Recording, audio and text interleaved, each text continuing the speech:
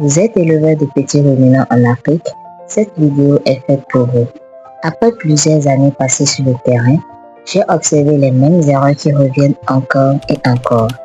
Des erreurs qui coûtent cher, des erreurs évitables. Aujourd'hui, je partage avec vous les 3 erreurs les plus fréquentes et surtout comment les corriger.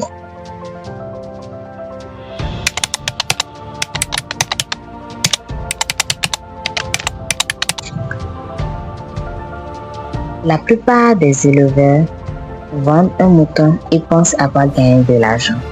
Mais personne ne calcule ce qui a été dépensé en alimentation, en soins et en main-d'œuvre. Résultat, certains éleveurs travaillent dur toute l'année et perdent de l'argent sans le savoir. La solution est pourtant très simple. Un cahier. Tu notes chaque dépense effectuée, chaque vente, chaque naissance. Ce cahier s'appelle un compte d'exploitation. Il te dit exactement si ton activité est rentable ou pas.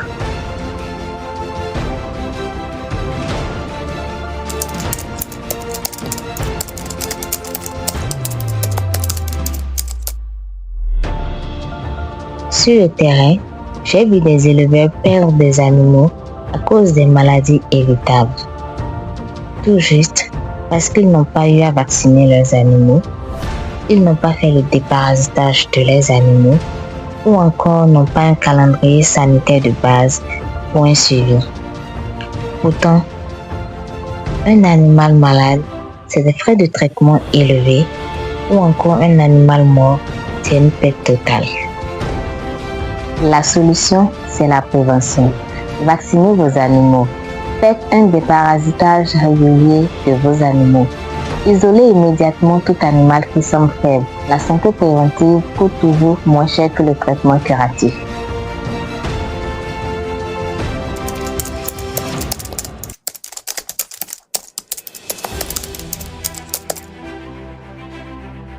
Tu as besoin d'argent rapidement. Une fête arrive ou un imprévu survient. Alors tu vends ton animal au premier acheteur venu et au prix qu'il propose. Résultat, tu perds parfois 30 à 40% de la valeur réelle de ton animal. Comme solution, il faut anticiper.